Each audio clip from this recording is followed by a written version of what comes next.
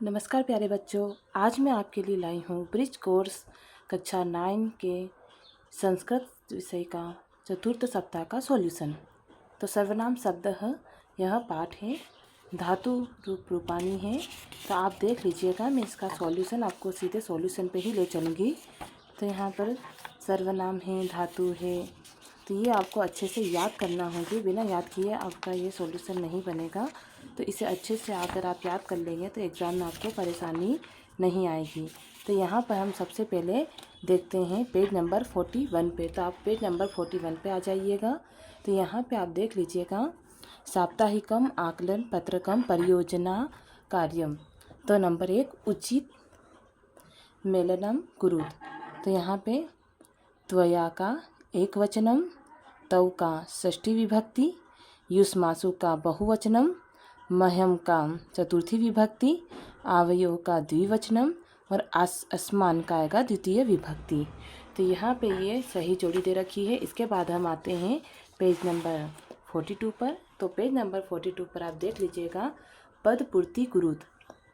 पद पूर्ति कुरुत में मम आवयोः अस्माकं, मयि आवयोः अस्मासु, तुभ्यं युवाभ्यां युष्भ्यं, त्वयि त्वयि त्वया, त्वं युवां यूयम्। इसके बाद हम आते हैं तीसरे प्रश्न पर, प्रत्येषु वाक्येषु समुचितं धातु रूपम योजयित्वा वाक्यानि रचयत। तो यहाँ पर आप देख लीजिएगा, ये वाला प्रश्न है, इसका उत्तर आएगा क। छात्रः पुस्तकालये पुस्तकं पठति, श्वः त्वं सुभाषितं वदिष्यसि, रामः गृहम् अगच्छत्, अहं फलं खादामि, सर्वे संस्कृतं वदन्तु। इसके बाद हम आते हैं प्रश्न नंबर 4 पर। तो प्रश्न नंबर 4 पर, मंजूषातः पदम चित्वा लिखत। तो यहाँ पर आपको इनके पद लिखना है। प्रकार लट लंग लोट लट विधिलिंग, इनमें कौन से लकार कहाँ आएंगे, तो ये सब आपको इस चार्ट में लिखना है। लट में आएंगे पठती, लिखसी, वदसी, पिबती, लिखंती, पठामी। लट में अपठत, अलिखन, लोट हसतु, भव, लिट, भविष्यति, पास्यति, विधिलिंग पठेत, गच्छेसु। इसके बाद हम आते हैं पेज नंबर 43 पर। पेज नंबर 43 पर आपको दे रखा है आकलन प्रश्नः। ओष्ठः इत्यस्य हिंदी अर्थ किम भवति। तो इसका अर्थ आएगा नीचे का होठ। जीव इत्यस्य ही संस्कृत पदम किम भवति, रसना। इसके बाद हम अनुजः इत्युक्ते, तो किसको भवति, छोटा भाई।